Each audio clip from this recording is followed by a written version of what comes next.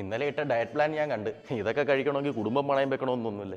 നീ നിന്റെ ബേബിയുടെ കാര്യം വീട്ടിലിറങ്ങി നടത്തി തന്നില്ലെങ്കിൽ എന്തോ ചെയ്യും? വിളിച്ചിറക്കി കൊണ്ടുവരും ഞാൻ എൻ്റെ പെണ്ണായിട്ട്. എന്നിട്ട് പൊന്നുപോലെ നോക്കും. പൊന്നുപോലെ എന്ന് പറയുമ്പോൾ ഇടയ്ക്ക് പണയം വെക്കുമോ?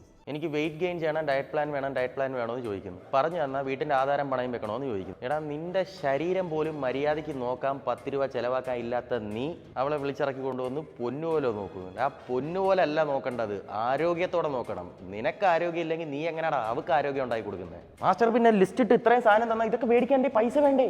ഉച്ചയ്ക്ക് ഏതെങ്കിലും ഹോട്ടലിൽ നിന്ന് കഴിക്കുന്ന ബിരിയാണിക്ക് 150 രൂപ കൊടുക്കുക, അത് നിനക്ക് പ്രശ്നമില്ല. രാത്രി കഴിക്കുന്ന അൽഫാമിനും ഷാർജയ്ക്കും 250 രൂപ കൊടുക്കുക, അതും നിനക്ക് പ്രശ്നമില്ല.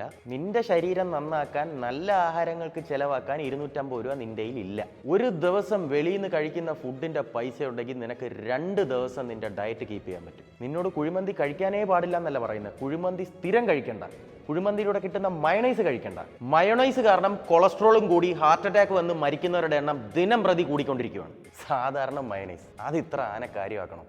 സാധാരണ മയോണൈസ് എന്ന് പറഞ്ഞാൽ എന്തുവാ? വെറും എണ്ണ. വെറും പച്ചമുട്ടയും എണ്ണയും വിറ്റ് കോടിക്കണക്കിന് ആൾക്കാരെ രോഗികളാക്കുന്ന നാടാണിത്. ഹോട്ടൽ ഫുഡ് ആഡംബരം, അനാരോഗ്യം. വീട്ടിലെ ഫുഡ് ആരോഗ്യം, അത്യാവശ്യം.